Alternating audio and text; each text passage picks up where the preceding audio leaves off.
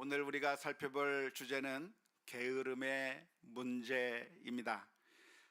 오늘 읽은 잠언서 15장 19절 말씀에서는 게으른 자의 길은 가시울타리 같으나 정직한 자의 길은 대로니라 라고 표현해주고 있는데요, 한 절만 되니까 우리 히브리어 원어를 한번 살펴보면서 히브리어 원어가 어떻게 되어 있는지 한번 잠시 살펴보았으면 좋겠습니다.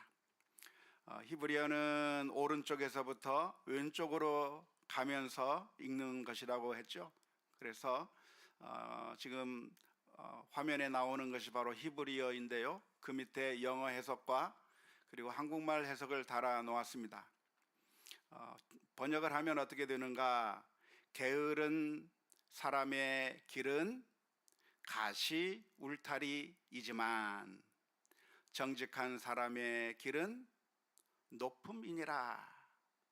정직한 사람의 길은 올림이니라 라고 하는 그런 의미의 문장이 되겠습니다. 우리가 이 히브리어 원어를 계속 한번 보여주세요.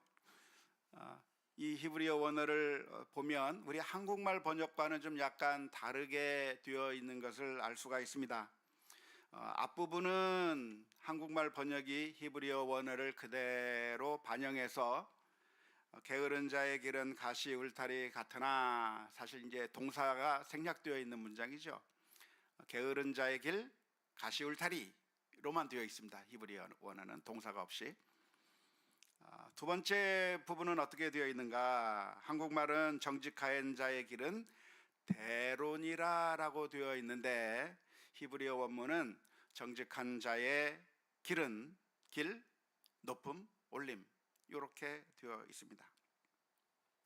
히브리어 슬룰라라고 하는 단어는 맨 마지막에 있는 이 슬룰라라고 하는 단어는 높인다, 쌓아 올린다 라고 하는 그런 의미의 뜻이 되겠습니다. 이제 치워도 되겠습니다. 슬룰라라고 하는 이 단어는 언제 사용된 단어인가? 애굽 왕이 자기의 마음을 교만하게 높여서, 그래서 이스라엘 민족을 보내지 않는다고 했을 때, 자신의 마음을 교만하게 높인다고 했을 때 사용됐던 단어가 바로 이 단어입니다.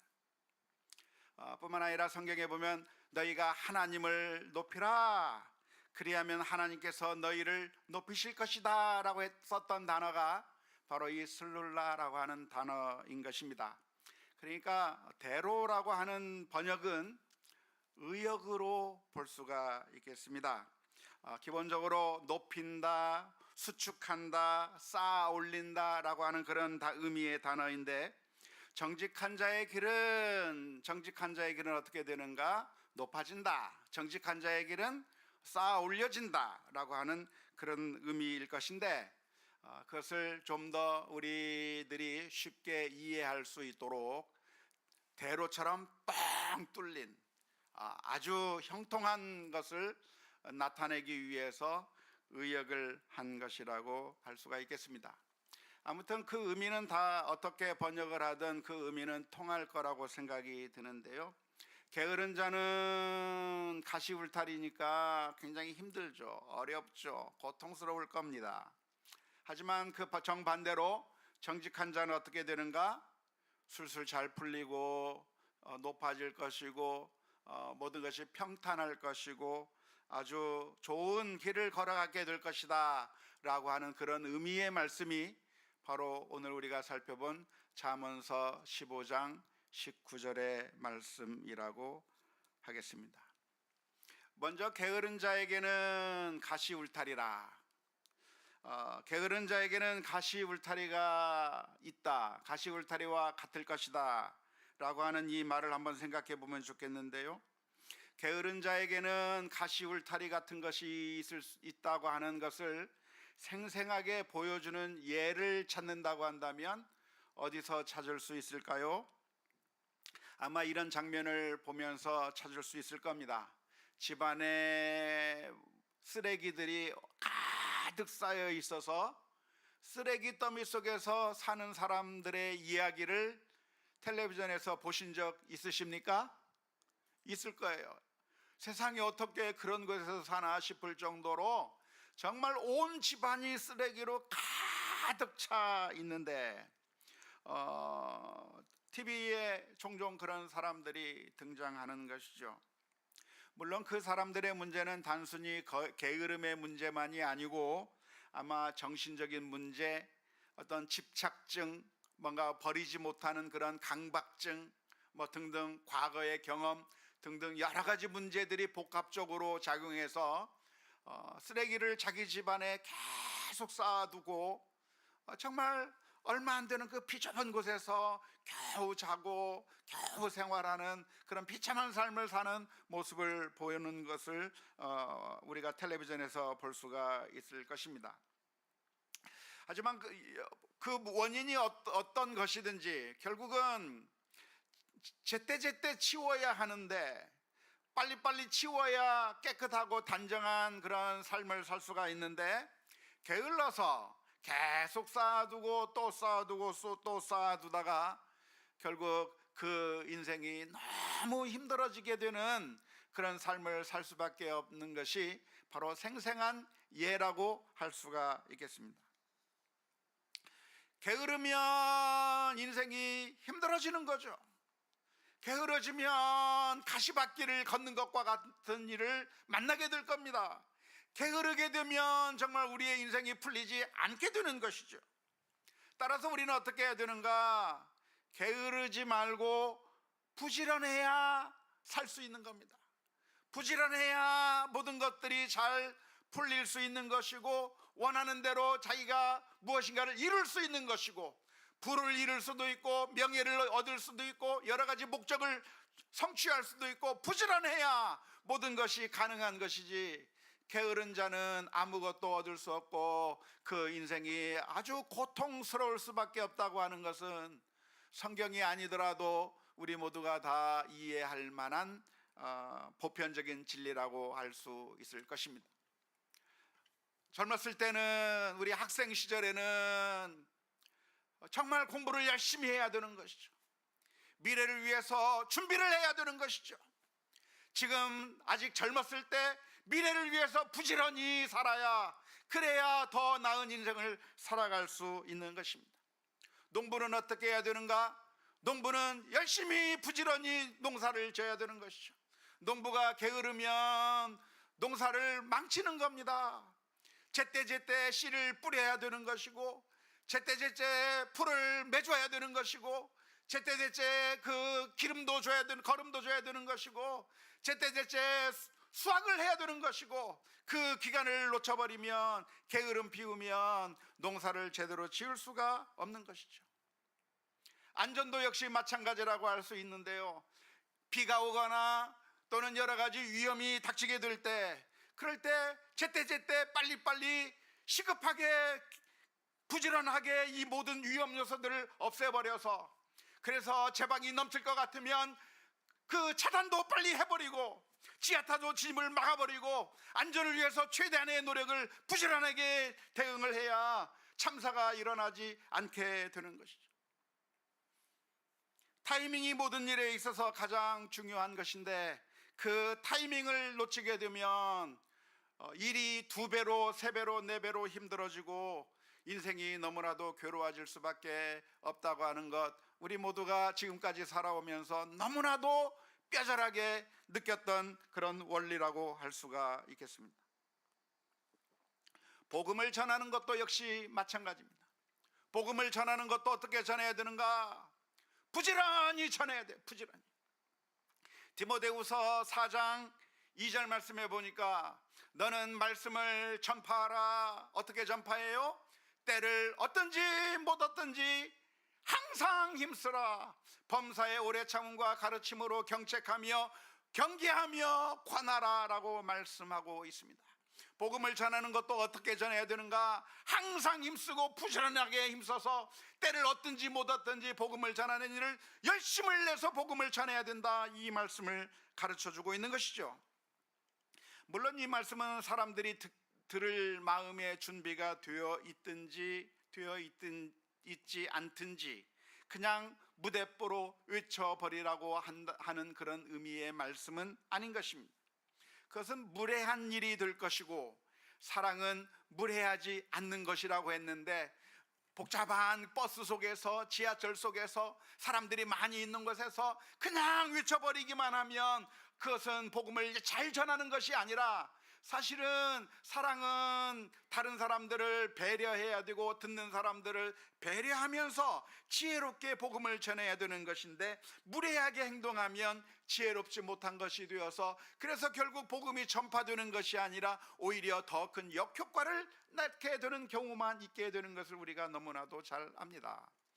디모데후서 4장 2절 가운데서 때를 얻든지 못 얻든지 항상 복음을 전하기를 힘쓰라고 하는 그 말씀은 무슨 말이냐면, 내 때가 좋든지 나쁘든지 상대방의 때를 말하는 것이 아니라, 내 때가 좋은 때든지 나쁜 때든지, 내가 지금 좋은 컨디션에 있든지 좋은 컨디션이 아니든지, 지금 복음을 전하면 저 사람이 복음을 받아들일 것 같은데 내가 조금 피곤하니까 오늘은 안 되겠어, 나중에 하지. 지금 이 사람이 정말 하나님의 말씀을 들을 수 있는 아주 적절한 타이밍인데 내가 오늘 너무나도 힘들다고 하는 그 핑계로, 아니야 오늘은 너무 힘들어, 내가 쉬어야 되겠어 하면서 차일피를 미루면서 복음을 전하는 것을 때가 아니라고 하는 이유로 피할 것이 아니라, 때가 되든지 아니 되든지, 내가 좋은 시간이 되든지 되지 못한 시간이든지 복음을 전할 수 있을 그때에 복음을 전하라고 하는 그런 의미의 말씀이라고 할 수가 있겠습니다. 물이 들어올 때 노를 저으라고 하는 말이 있는 것처럼, 복음을 누군가 받아들일 만한 상황이라고 한다면, 내가 아주 힘들고 어려운 상황에 있다고 할지라도 이건 때가 아니야, 내가 너무 힘들어, 내가 지금 준비가 안 됐어, 내가 너무 어려운 상태야 하면서 게으르게 다음 기회로 미룰 것이 아니라, 항상 복음을 전할 준비를 하고 복음을 전해야 하는 것도 역시 부지런해야 한다고 말씀드릴 수가 있겠습니다.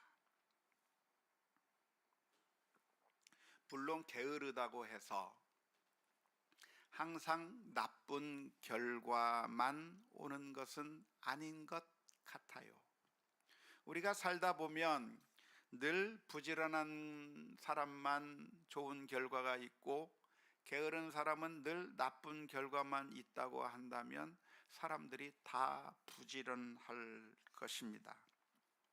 하지만 살다가 우리가 경험하는 것을 보면, 성경 말씀에서는 아주 명확하게 이 말씀을 해주고 있지만, 실제 우리들의 삶 속에서는 게을렀다고 하는 것이 그렇게 문제가 되지 않거나, 더 나아가서 게을렀기 때문에 오히려 더 행운을 얻게 되는 경우도 꽤 많이 있습니다. 그런가요? 그렇죠. 예를 들어서 어떤 사람이 서둘러야 되는데 늦잠을 자고 게으르게 좀 일을 미루다가 결국에 자기가 타야 될 비행기를 놓쳐 버렸는데, 그 비행기가 나중에 알고 보니 사고가 나서, 내가 그때 조금 머뭇거리고 게으르고 미처 준비를 안 해서 게을렀던 것이 내가 목숨을 건지는 그런 행운이었다라고 말하는 경우를 들어보는 경우가 있습니다. 그런 얘기 들어봤어요? 그런 얘기가 있어요. 어떤 사람이 산을 하나 가지고 있었는데 그 산을 잘 관리하고 참 그 산을 잘 활용해서, 그래서 열심히 그 산을 관리해서 수익을 창출해야 되는데, 그 사람이 너무나도 게을러서 산을 관리를 전혀 하지 못하고 그냥 수년 동안 방치만 해 두었는데, 나중에 정부에서 그 땅을 이렇게 수용하면서 보상을 해주는데, LH 공사에서 나와서 보상을 해주는데, 그 밤나무에서 떨어진 그 밤들이 다 거두고 수확을 하고 팔고 그래야 되는데, 그걸 그냥 내버려둬 가지고 방치해뒀더니 그 밤들이 떨어가지고 다 거기서 밤나무가 수없이 많이 나서 밤나무 하나하나마다 돈을 다 보상해줘서 엄청나게 돈을 벌었다. 그런 얘기 들어봤어요? 그런 얘기도 듣기도 합니다. 게으른 게 그렇게 나쁜 것이 아니라 오히려 행운이 되는 기회가 되었다고 하는 이야기들을 놀랍게도 우리 주변에서 많이 듣게 됩니다. 이러한 이야기를 들으면서 성경 말씀이 잘못된 거 아닌가? 성경 말씀이 순 엉터리 아닌가? 실제 생활은 그것과는 상관이 없는 게 아닌가? 라고 생각할 것이 아닙니다. 성경에서 말하고 있는 것은 일반적인 원칙을 말씀해 주는 것이고요, 우리가 현실에서 만나는 몇 가지 예외적인 케이스들을 보면서 안 그렇네, 우리 공부 못한 사람도 성공하는구나, 뭐 하는 사람도, 게으른 사람도 연예인도 해서 잘 되더라, 게을렀더니 어떻게 더 잘 됐더라 하는 그런 예외적인 케이스를 가지고 보편적인 진리를 뒤엎어 버릴 것은 아닐 거라고 생각이 듭니다. 물론 오해하지 마십시오. 그러니까 우리가 항상 쉼 없이 정말 열심히 부지런히 정말 열심히 일하면서 살아야만 하고 쉬지 말아야 한다고 하는 그런 의미도 아닙니다. 예를 들어서 일주일 내내 쉼이 없이 계속 일만 한다거나 아침 일찍부터 밤 늦게까지 열심히 일하고 그래서 자신을 혹사시킬 정도까지 그렇게 열심히 일하는 것이 우리들이 가져야 될 자세라고 그렇게 말씀드리는 것이 아닙니다. 게으르지 말고 부지런해야 된다고 하는 이 명제는 우리 자신을 그렇게 일에 혹사시키는 정도로 해야 된다라고 의미하는, 그런 말을 의미하는 것이 결코 아니라고 하는 것을 기억했으면 좋겠는데요, 놀랍게도 성경은 밸런스를 유지하면서 말씀해주고 있습니다. 성경은 부지런해야 될 것에 대해서 말씀하면서 동시에 무엇도 이야기하죠? 쉼도 이야기를 합니다. 열심히 일하면 새벽부터 밤늦게까지 계속 일만 하고 일주일 내내 일하고 쉬는 거 휴가도 없이 아무것도 없이 무조건 일만 해야 된다, 그게 성경의 가르침이 아니라 성경은 일과 쉼을 동시에 밸런스를 맞추어서 이야기를 해주고 있는 것이죠.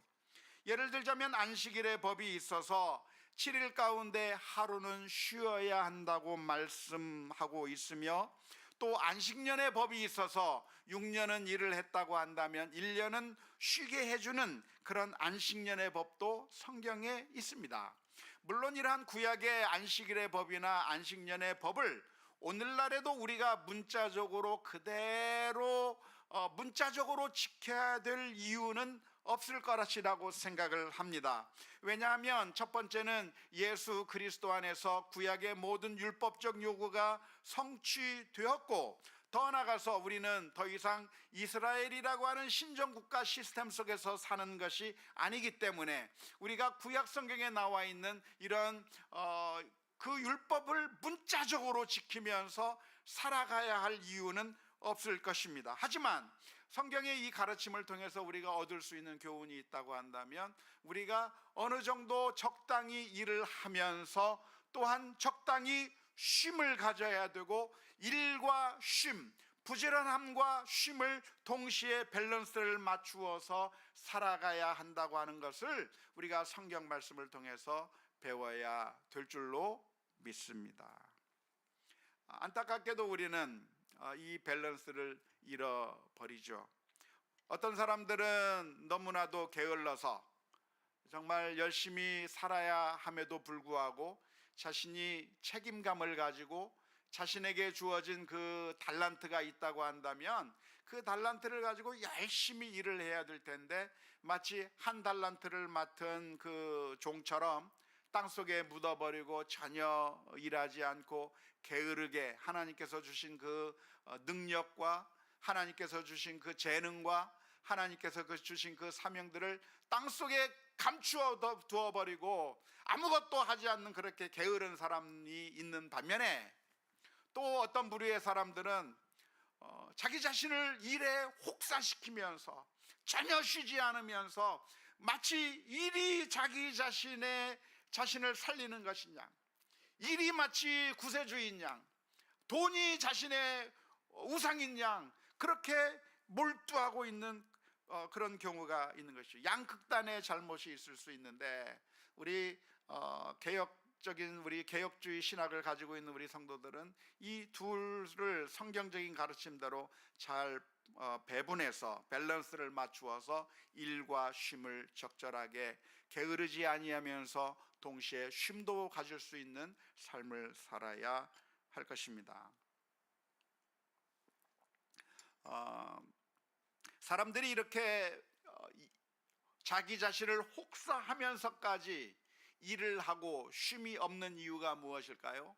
그것은 돈을 우상으로 섬기기 때문에 그렇습니다.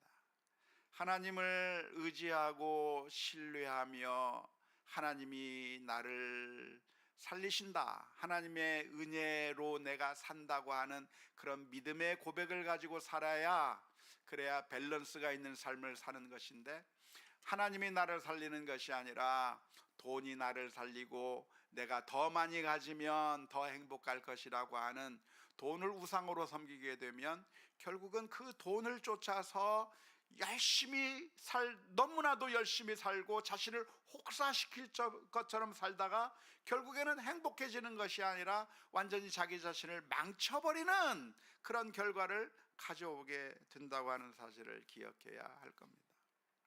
성도들은 그래서 이 밸런스를 잘 맞추는 거죠. 6일 동안 열심히 일을 하고 7일째도 일을 하면 더 많이 벌 수 있는데, 그런데 쉬면서 하나님이 내 삶을 책임질 거라고 생각하고 쉴 수 있는 믿음이 있는 거죠. 내가 모든 것을 다 가진 것이 아니라 하나님께서 내 삶을 인도해 주실 거라고 하는 그 믿음을 가지고 그 가운데 일부를 내가 하나님 앞에 드리고 하나님을 의지하면서 사는 것이요, 돈이 나의 우상이 아니라고 하는 것을 고백하면서 사는 것이죠. 그렇게 밸런스 있는 하나님을 온전히 신뢰하면서 사는 삶을 살아야 할 것이라고 믿습니다. 그런데 오늘 본문의 말씀을 가만히 보면 아주 놀라운 특이한 면을 하나 볼 수가 있습니다. 그것은 바로 게으름의 반대말이 부지런함으로 표현되어 있는 것이 아니라고 하는 점입니다. 다시 한번 잠언서 15장 19절의 말씀을 보았으면 좋겠는데요. 게으른 자의 길은 가시 울타리 같으나, 그 다음에 뭐라고 나왔어요? 정직한 자의 길은 올림이니라. 정직한 자의 길은 높임이니라. 게으른 자의 반대말로 그 다음 문장이 나오는 것인데, 잠언서에서는 게으른 자의 길은 가시 울타리 같다고 이야기하면서 부지런한 자의 길이 대로다, 부지런한 자의 길이 높임이다, 올림이다고 말하지 않고 이상하게도 정직한 자의 길이 대로라고 표현하고 있는 것입니다. 히브리 평행법으로 본다고 하면 아첼, 게으름이라고 하는 것이 예샤림, 정직함이라고 하는 말과 이렇게 대꾸되고 있는 것인데요, 왜 부지런함을 정직함과 대비되는 말로 이렇게 표현하고 있는 것일까요? 왜 게으름에 대비되는 말로 정직함이라고 하는 이야기를 하고 있는 것일까요? 그것은 당연하죠. 부지런함이 어디에서부터 오는가? 부지런함이 오는 것은 정직함에서부터 오기 때문입니다. 우리가 게으르지 않을 수 있는 그 비결이 있다고 한다면 무엇일까요? 게으르지 않을 수 있는 길이 있다고 하면 무엇일까요? 그것은 돈을 주면 게으르지 않을 수 있을까요? 보상을 많이 해주면 열심히 삶을 살까요? 우리 자녀들이 열심히 안 하면 상을 제시하면 우리 아이들이 그 상을 보고 열심히 하게 될까요? 우리 직원을 뽑았는데 그 직원이 열심히 일하게 만들기 위해서는 그 직원에게 보상을 더해주면 더 열심히 일을 하게 되는 것일까요?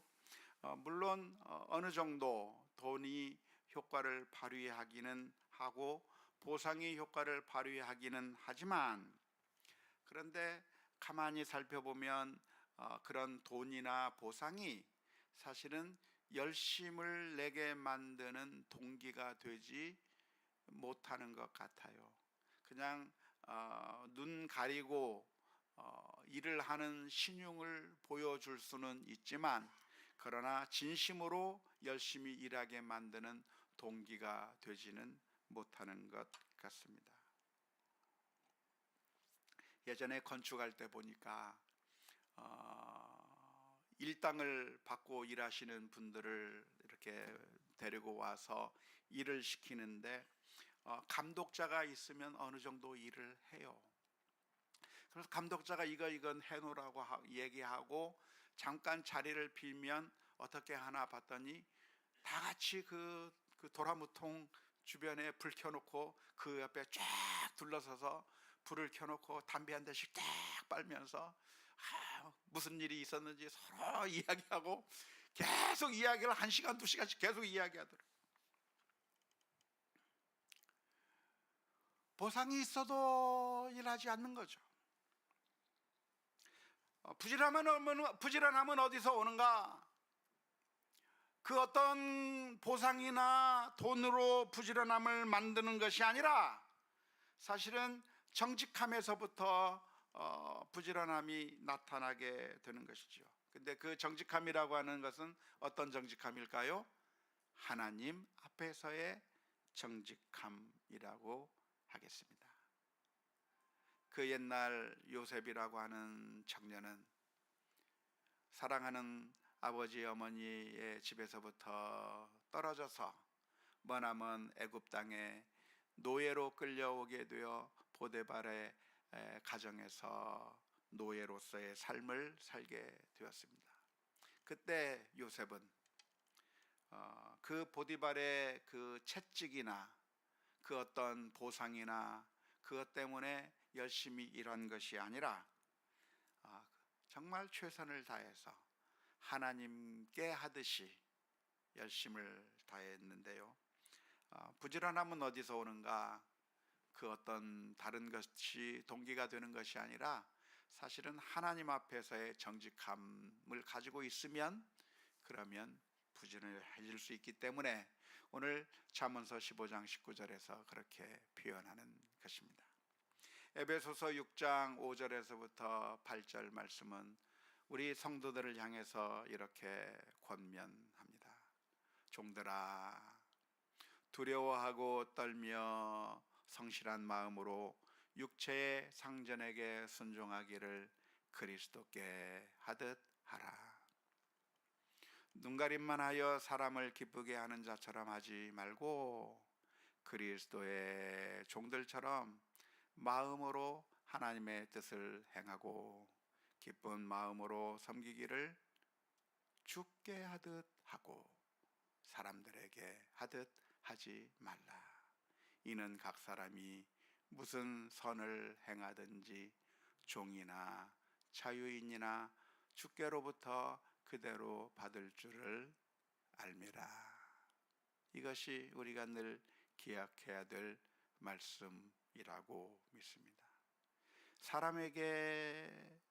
사람이 주는 그 어떤 보상, 사람이 주는 어떤 그 돈 때문에 할 수 없이 마지못해서 억지로 하는 것이 아니라 내가 지금 하나님께서 나를 이곳에 보내주셨다고 하는 그런 마음을 가지고 내가 지금 이곳에 있는 것은 하나님이 나를 이 자리에 넣어주셨다.